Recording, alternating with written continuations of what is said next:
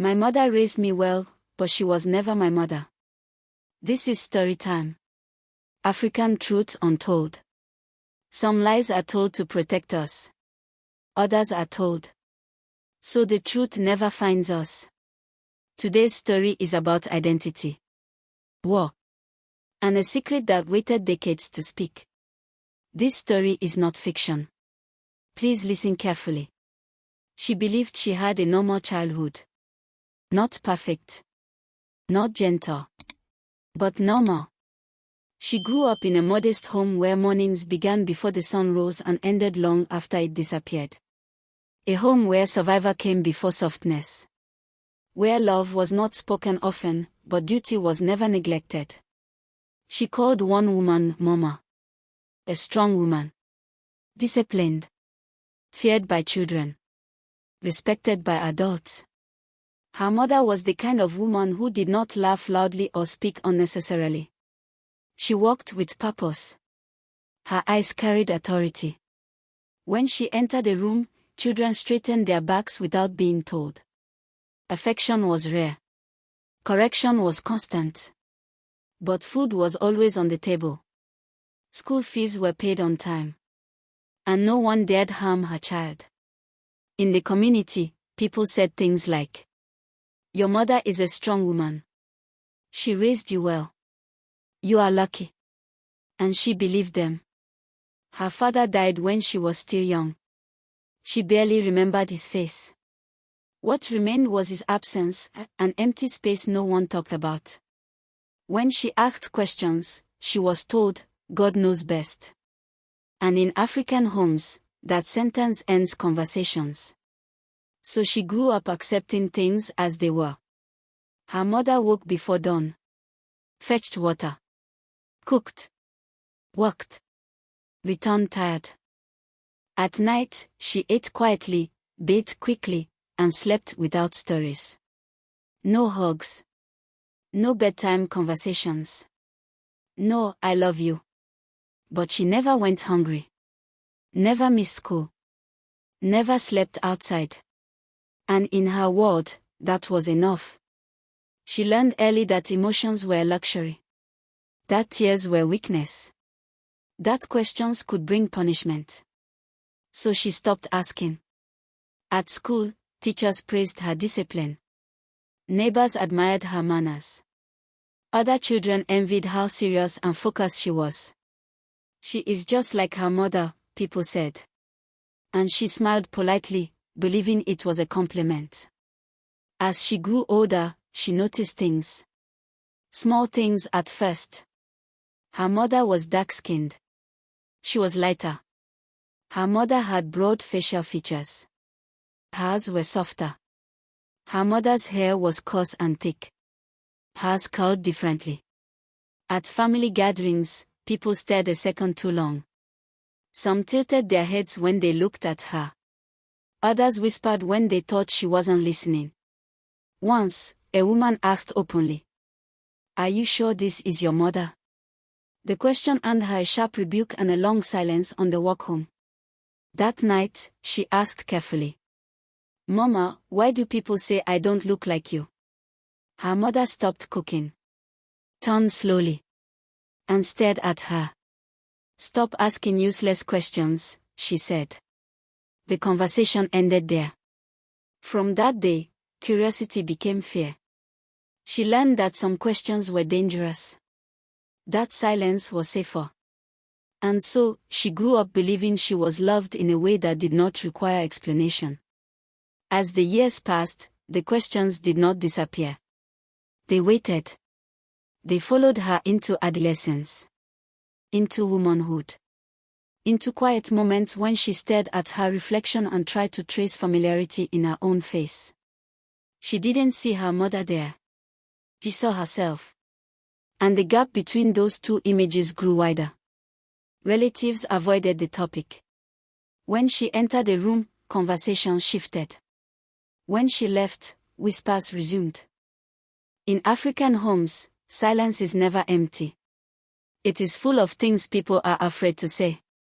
She noticed how her mother corrected her more harshly than other children. How praise was rare. How affection felt measured, restrained, as if given with caution. She began to wonder if she had done something wrong. Was she too difficult? Too different? Too much? At times, she convinced herself that love simply came in different forms. That not all mothers were warm. That provision was affection. Still, the feeling followed her. That she belonged. But not completely. Then came the stories of the war. Not from her mother. From outsiders. From elders who spoke in hushed tones. From radio broadcasts. From fragments overheard in conversations not meant for children. She learned that during the Civil War, villages were burned. Families were scattered. Children disappeared. Women ran with babies who were not theirs. Records were destroyed. Names were lost. Lives were rearranged. People survived however they could. When she asked her mother once if the war affected them, her mother answered only, "We survived.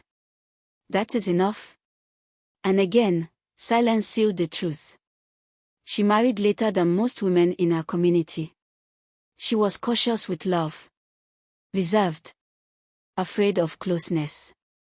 Yet, she carried the discipline she was raised with into her own life. She became responsible. Independent. Strong. Just like the woman who raised her. And still, something felt unfinished. Years later, after her mother's death, the truth would finally begin to surface. But first, the war. The Civil War was not just gunfire and blood. It was confusion. It was panic. It was impossible choices made in seconds. Women ran without knowing where they were going. Children cried until their voices broke. Soldiers fired without asking names. In that chaos, survival was instinct. And motherhood became complicated. The Civil War did not announce itself politely.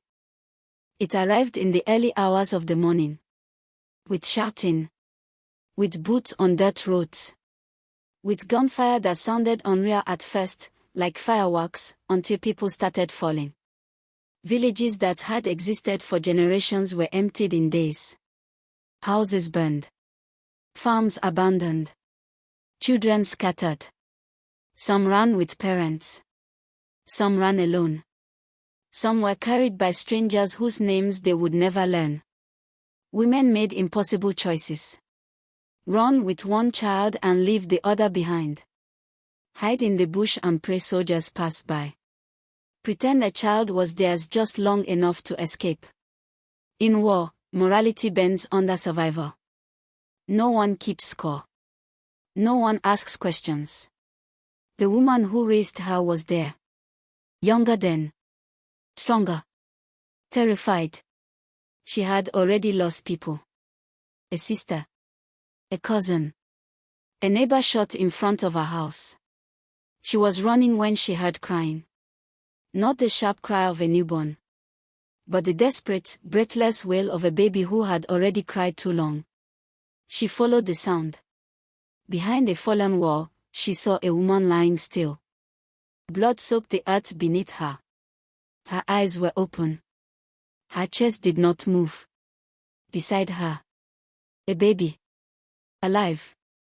The woman who would later be called Mama stood frozen. She looked around. No one else was coming. The gunfire grew closer. She picked up the baby. Not out of heroism. Not out of destiny. Out of instinct. She ran. For days, she moved from place to place. Slept in churches. In abandoned schools. In forests where silence meant survival. The baby cried. She fed her when she could. Quieted her when she had to. At checkpoints, soldiers looked at the child and waved her through. A woman with a baby was invisible. A woman alone was suspicious. By the time the war shifted and people began to return, the baby had stopped crying at night. The baby had learned her smell. Her heartbeat. her voice. And the woman had learned attachment. No one came looking. No records existed. The woman told herself it was temporary. That when things settled, someone would ask questions. But no one did. So she stayed. She gave the baby a name. Registered her at school. Introduced her as her daughter. And with each passing year, the truth became heavier. Harder to explain. Harder to undo. Until one day, it was no longer a lie. It was life. Her mother died suddenly. No warning. No long illness. Just one morning she woke up and could not stand. By evening, she was gone. The house filled quickly. Neighbors arrived. Relatives came from far places. Women cried loudly. Men spoke in low voices. She stood in the center of it all. Dry-eyed. Numb. People praised her strength. You are strong like your mother. She raised you well. She did a good job. She nodded. At the funeral, she wore black and held herself together with discipline she had learned since childhood. Then, an old woman approached her. Very old. Bent. Her eyes cloudy with age. She took her hands. Held them longer than necessary. And whispered. You look exactly like your real mother. The word stopped. Real mother. The woman said nothing else. She released her hands and walked away, disappearing into the crowd. The sentence stayed. Echoing. Real mother. That night, she could not sleep. Every memory rearranged itself. After the burial, an aunt called her aside. Not immediately. Not publicly. Days later. In a quiet room. The aunt did not sit. She paced. Then she spoke. During the war, a baby was found. A woman was killed while fleeing. Shot. The baby survived. Her mother took the child. Raised her. Never told her. Because how do you explain that to a child? How do you say, I am not your mother, but I chose you? The aunt's voice shook. That child. Was you. The room tilted. Sound faded. Her heart pounded so loudly she thought it would break her chest. She asked one question. Why didn't she tell me? The aunt answered quietly. Because she was afraid you would leave her. She walked for hours that day. Past familiar roads that suddenly felt foreign. Her life replayed itself. The distance. The discipline. The restraint. She realized she had been grieving a woman who was never her biological mother. While her real mother lay in an unmarked grave. Unnamed. Unmourned. She screamed when she was alone. Not from anger alone. But from loss she never knew she had. She began searching. Villages. Elders.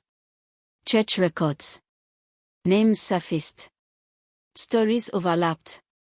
Finally. A location. A mass grave. No marker. No name. Just earth. The grave was not what she expected. There was no headstone. No carved name. No flowers. Just a stretch of uneven earth at the edge of a forgotten field. Grass had grown over it unevenly, as if even nature had hesitated to claim it. An old man stood beside her. He had survived the war. Seen too much. He pointed with his walking stick. Here, he said. Many were buried here. Women. Children. We stopped counting names. She knelt. Her knees sank into the soil. This was where her life began. And where her first mother ended. No one had told her the story of that woman. No one remembered her laugh. No one knew what dreams she had carried. She asked the old man one question. Did she fight? He nodded. They all did, he said. Some with weapons. Some with running. Some with holding their children until the end. Her chest tightened. She pressed her palm into the dirt. I'm here, she whispered. I survived. The wind answered her instead. That night, she could not sleep. Images haunted her. A woman running. A gunshot. A baby crying. She wondered how long her real mother had held on. Whether she knew someone would find her child. Whether she died afraid. Or hopeful. In the days that followed, anger arrived. Not loud anger. Quiet, suffocating anger. Anger at the lie. Anger at the years stolen from her. Anger at a truth delayed too long. She replayed moments from her childhood. Times she had been punished harshly. Times affection had been withheld. Times questions were shut down. She wondered if love would have felt different if she had known. Or if knowing would have destroyed everything sooner. Then another thought crept in. A dangerous one. If her adoptive mother had not taken her, she would be dead. The war did not leave children behind for long. She had lived because someone chose her. Not because of blood, but because of courage. Weeks later, while sorting through her mother's belongings, she found something hidden. A folded piece of paper. Old. Yellowed. Carefully preserved. A letter. Written in shaky handwriting. It was addressed to no one. Just words on paper. Her mother had written it years ago. In it, she confessed everything. How she found the baby. How she meant to tell the truth one day. How fear stopped her. The letter ended with one line. If you ever read this, forgive me. I loved you the only way I knew how. She wept. Not from rage. From understanding. During her search, she uncovered another truth. Her biological mother had not been alone. She had been running with another child. An older one. A boy. He had disappeared during the chaos. No one knew what became of him. A brother. Possibly alive. Possibly dead. Her story was not complete. Two wars now lived inside her. One fought with guns decades ago. One fought with memory and identity. She questioned everything. Who am I? Where do I belong? What does family mean? She realized something painful. The war never really ended. It simply moved inside the survivors. She discovered her birth name. Not the one she had used her entire life. A different name. One chosen by her real mother. She said it out loud for the first time. It felt unfamiliar. Heavy. Sacred. She did not change her name. But she carried it quietly. Like a second heartbeat. Standing between two graves. One marked by memory. One marked by earth. She finally understood. She was born twice. Once through blood. Once through choice. And both births cost someone their life. Funerals are supposed to bring closure. This one didn't. The burial of the woman who raised her had already passed. But grief did not follow the rules. It lingered. It waited. It returned at unexpected moments. After discovering the letter. After standing at the unmarked grave. She realized the funeral was not over. It had only changed its shape. She returned to her hometown. The same compound. The same neighbors. The same whispers. People greeted her with sympathy. Sorry for your loss. They meant the woman who raised her. But now she heard something else in their voices. Something withheld. Something unfinished.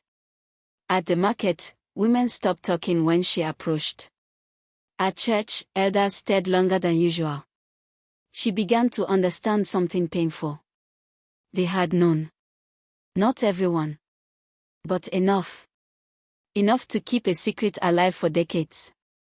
In African communities, silence is a language. And this silence was loud. She confronted an elderly neighbor. A woman who had watched her grow up. The woman sighed, sat down, and said quietly, "We were told not to speak." Told by whom? Your mother. The woman who raised her. She said if anyone told you, you would leave. That truth struck harder than any lie. She had not been protected from the truth.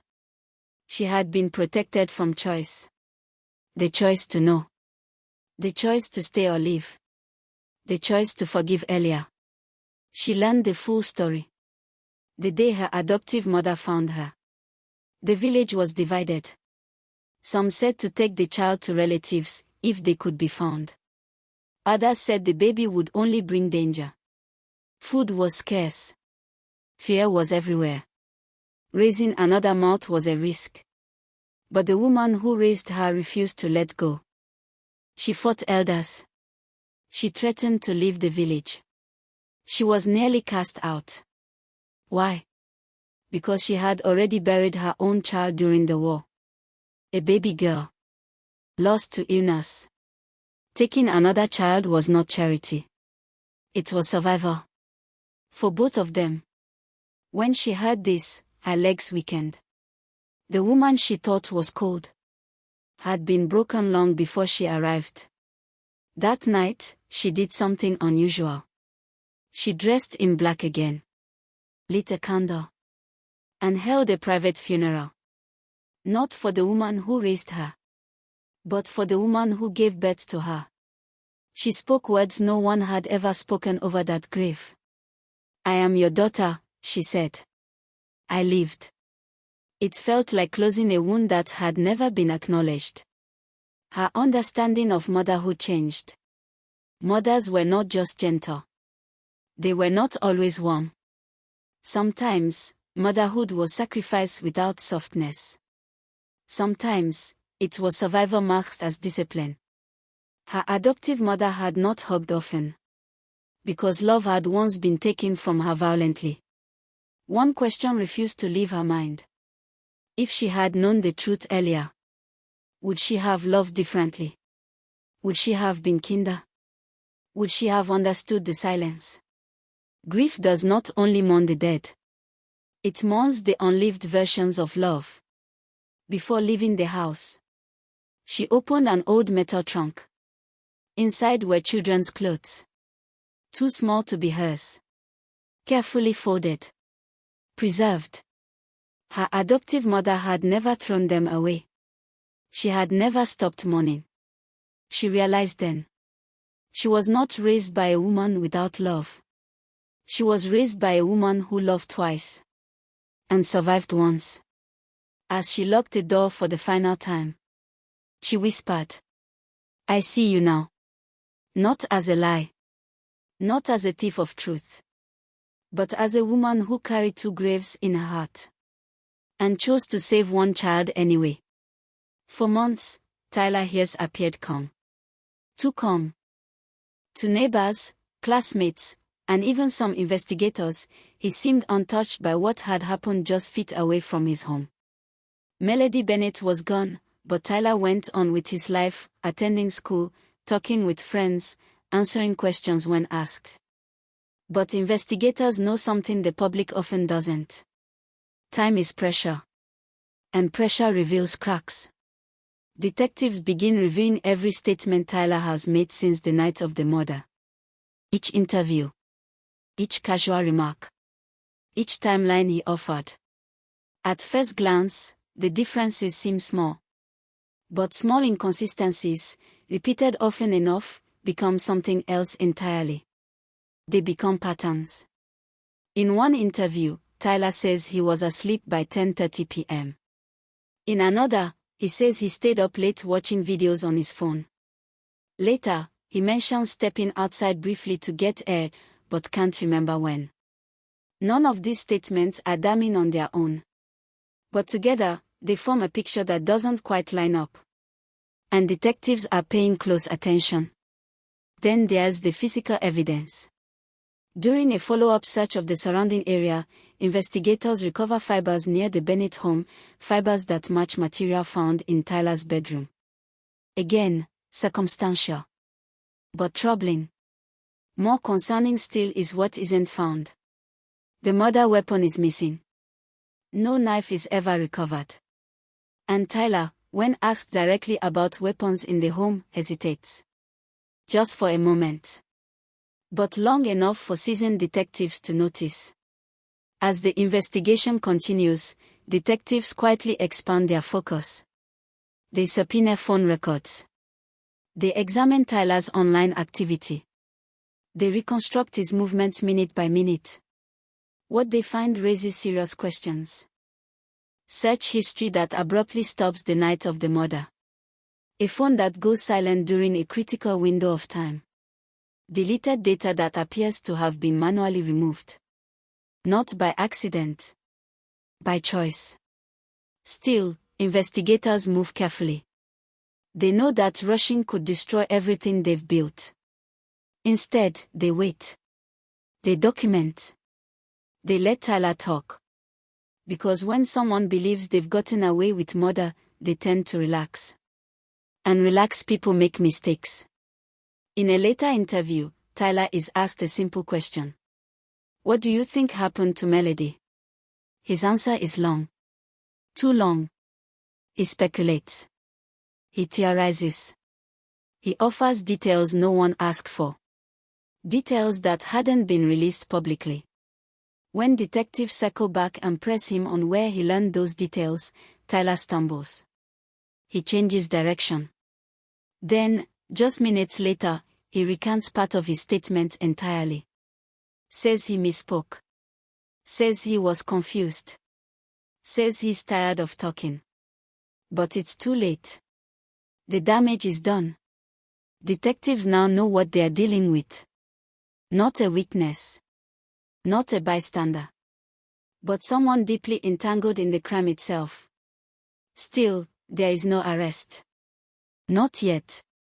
Because investigators are no longer just building a case. They are building an unbreakable one. And they are waiting for the moment when Tyler Hayes can no longer hold the story together. That moment is coming. Slowly. Inevitably. And when it arrives, there will be no way out. For the public, the silence is confusing. Months pass. Then years. No arrest. No suspect named. No charges filed. To some, it appears the case has gone cold. But inside the investigation, nothing has stopped. Because major cases are not solved by noise. They are solved by patience. Behind closed doors, detectives are still working, quietly, methodically, rebuilding the crime from the ground up. Every piece of evidence is re-examined. Every statement is replayed. Every timeline is reconstructed, minute by minute. And at the center of it all remains Tyler Hayes. Investigators understand something crucial. If Tyler is guilty, and they increasingly believe he is, then time is not his ally. Time isolates. Time exhausts. Time erodes lies. As Tyler grows older, the weight of what happened begins to show in subtle ways. Friends notice changes. Teachers note shifts in behavior. He becomes more withdrawn. More defensive. Less consistent. He avoids certain questions. Certain places. Certain conversations. Detectives document it all. Meanwhile, forensic analysis continues. Advances in technology allow evidence once thought inconclusive to be revisited. Fibers are reanalyzed. Digital footprints are reconstructed. Deleted files are partially recovered. Not enough for an arrest. But enough to tighten the net. Investigators also begin building what's known as a behavioral profile, a psychological map of Tyler's actions before and after the murder. What they find is troubling. There is no panic immediately after Melody Bennett is killed. No frantic attempts to help. No visible shock. Instead, there is control. Containment. A teenager who returns to normal routines with alarming ease. This isn't proof. But it is context. And context matters. Then there's Tyler's own words. Over time, detectives notice that his language begins to shift. He speaks less in absolutes. More in hypotheticals. If someone did something like that, I guess it's possible that. I don't really remember that part. Subtle changes. But consistent ones. And consistency, investigators know, is never accidental. Still, they wait. Because the final interview, the one that matters most, cannot be rushed. It has to come at the right moment. When the subject is tired. When confidence has turned into complacency. When the truth is closer to the surface than the lie. That moment arrives in January of 2019. Nearly a year after Melody Bennett's murder. By then, Tyler is 17 years old. Old enough to understand the gravity of what's coming. Old enough to know that this conversation will not be like the others. When investigators ask Tyler to come in one last time, he agrees. No lawyer. No parent. Just him. And the detectives. He sits down across from them, unaware that this interview is not about asking questions. It's about closing doors. Because everything they need is already in place.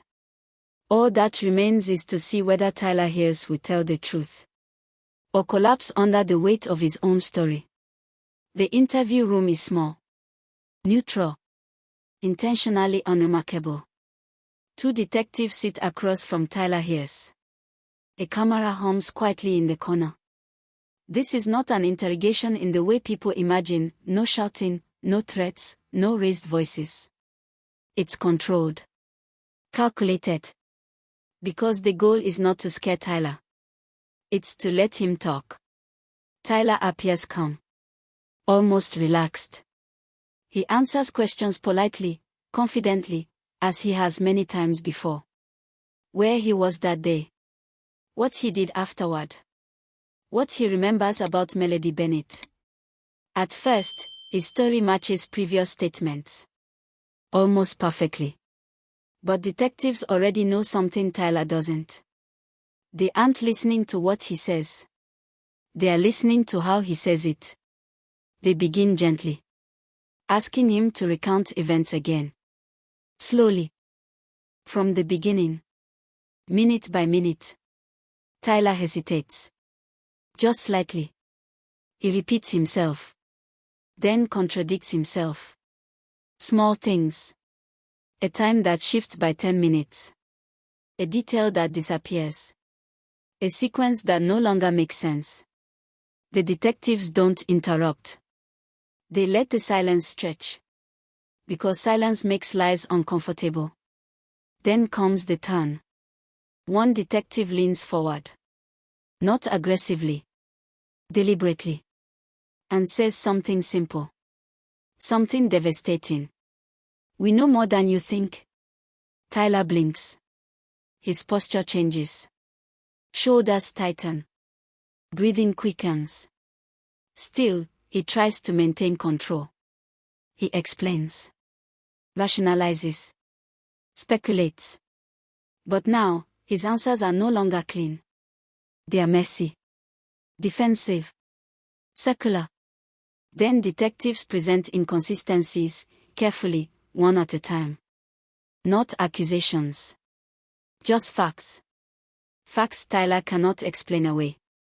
He is confronted with evidence that places him closer to Melody than he admitted. With timelines that don't align. With digital data that contradicts his version of events. Tyler shifts in his seat. Looks down. Rubs his hands together. The confident teenager from earlier interviews is gone. In his place is someone tired. Cornered. Then something unexpected happens. Tyler changes tactics. He recants part of his earlier statement. Just minutes after giving it. He says he was mistaken. That he remembered wrong. That stress must have confused him. But investigators know what recanting really means. It means the original lie has collapsed. And now he's scrambling to rebuild it. The detectives press gently, but firmly. They don't accuse him of murder. They don't say Melody's name. They talk instead about pressure. About how secrets feel heavier over time. About how people make mistakes when they're young. And then they wait. The room is silent. Longer than Tyler expects. Longer than he can tolerate. Finally, his voice cracks. Not into a confession. But into something closer. He admits being there. Admits knowing more than he said. Admits that things got out of control. Still no full admission. But the wall is broken. For investigators, this is enough. Not to arrest him that day. But to confirm what they already believed. Tyler Hayes is no longer just a person of interest. He is their suspect. And now, they move. Quietly. Decisively. Behind the scenes, paperwork begins. Charges are prepared. Warrants drafted. The machinery of justice, slow but relentless, finally engages. Tyler leaves the interview room unaware that his freedom has an expiration date. That the story he's been telling himself for nearly a year is about to end. Because once the truth starts speaking, it doesn't stop. The arrest does not happen dramatically. There are no flashing lights. No shouting. No sudden chaos.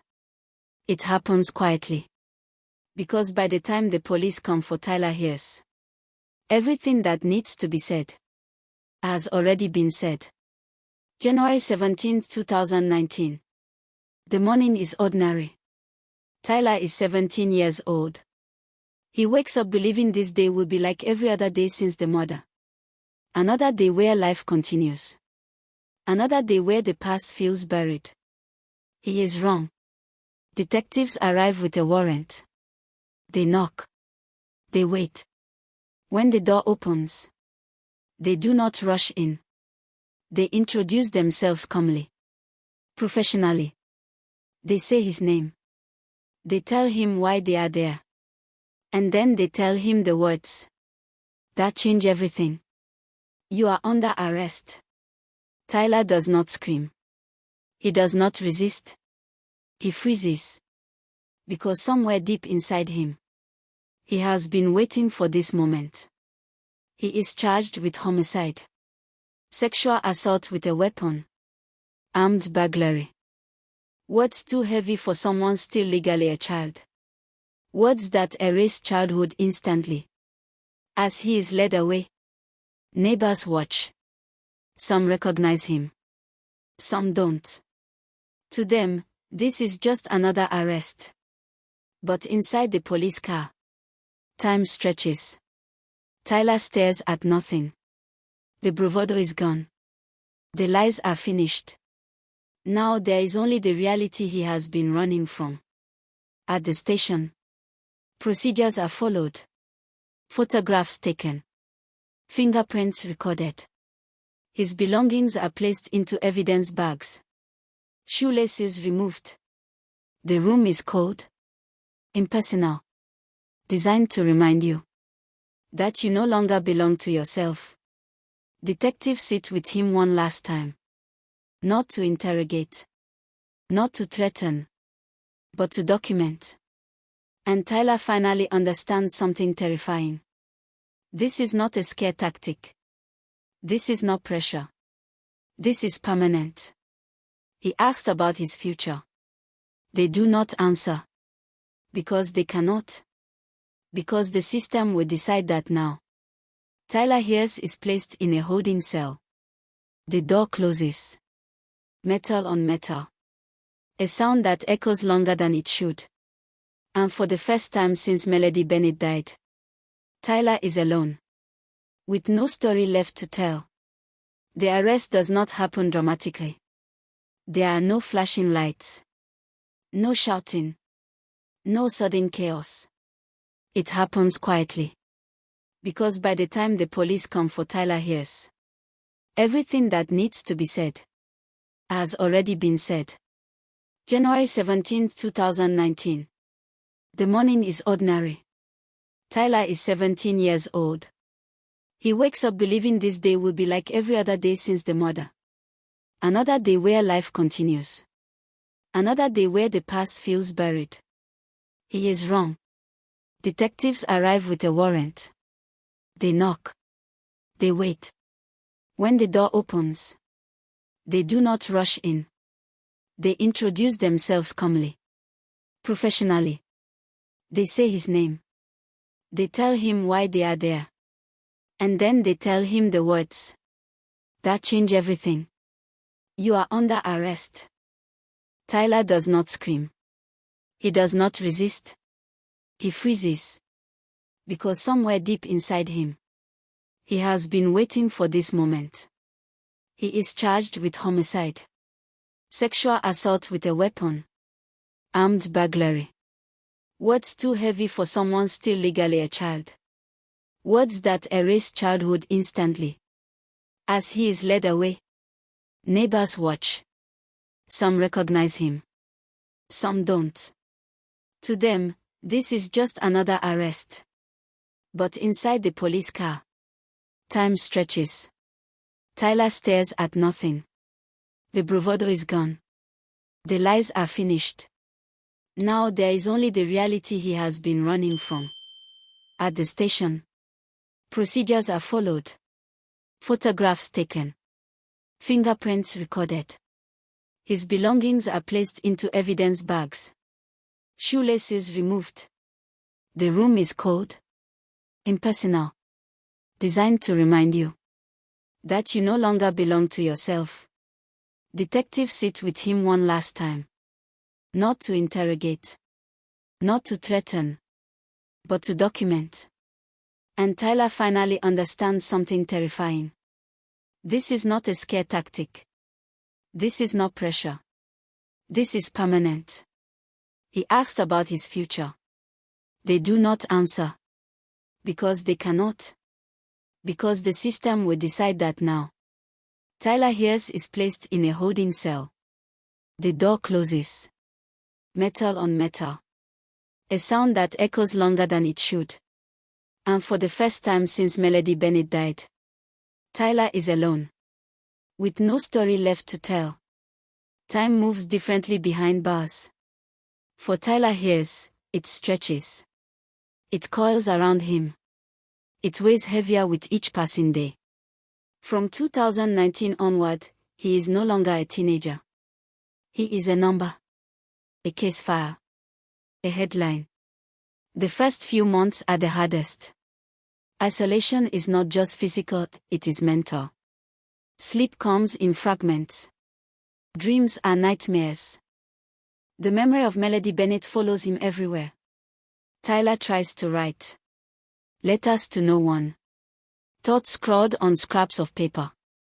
Some words are apologies. Some are confessions. Some are questions that will never be answered.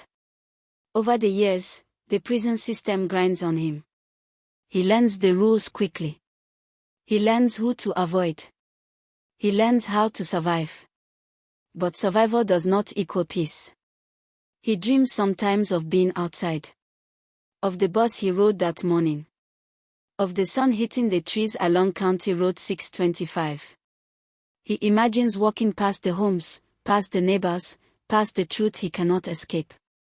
Then comes January 2025. 7 years have passed. Tyler is 24. An officer finds him on the floor of his cell. Knees pulled to his chest. Neck grayish-blue in color. A bedsheet tied into a noose lies on the floor beside him. A piece of paper with writing rests nearby. Tyler tells the officer, quietly, "I'm tired. I don't want to live anymore." The weight of his crime. The guilt. The isolation. It has become unbearable.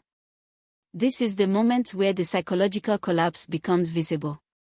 Years of repression, fear, and shame have built a pressure too great to contain. Tortured by the memory of what he did, Tyler agrees to an open plea deal. No more trials. No more public scrutiny. The sentence is life at the Florida Department of Corrections. 1 life taken. 2 families destroyed. A youth lost. A future erased. And in the quiet of that cell, Tyler Hayes finally understands that some actions echo forever. There is no undoing. There is no escape. Just the life he will now live. Years have passed since the arrest. The investigation is over. But the echo of Melody Bennett's life and her loss lingers in every corner of Sumter County. For the community, there is a quiet grief. Neighbors whisper about the tragedy. Some avoid County Road 625 entirely. Her friends remember her laughter, her art, the kindness she offered to everyone. And they wonder why this had to happen. Tyler Hayes sits behind bars, a man shaped by guilt, fear, and choices he can never undo. He had youth, opportunity, family. And yet, one impulsive act destroyed everything. Detectives reflect on the case for years. They remember the clues, the subtle truths, the tiny inconsistencies, the early statements on the bus. They know that justice was served. But justice cannot heal every wound. Melody's family still grieves, still remembers. Her art, her life, her presence in the world, it cannot be erased. But the loss, the betrayal of life taken, cannot be replaced. For those following the story, the lesson is stark. Actions have consequences, and some truths are impossible to outrun. 1 life was stolen. 2 families are scarred forever. And the young man who caused this tragedy will live with it for the rest of his life. We are left with the quiet, heavy question. How do you forgive the unforgivable? How do you heal when trust, innocence, and life itself are gone?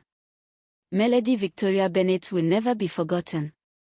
Her story reminds us that life is fragile, that choices matter, and that justice, even when served, cannot always bring peace. This is Storytime. African Truth Untold. Until the next truth finds its voice.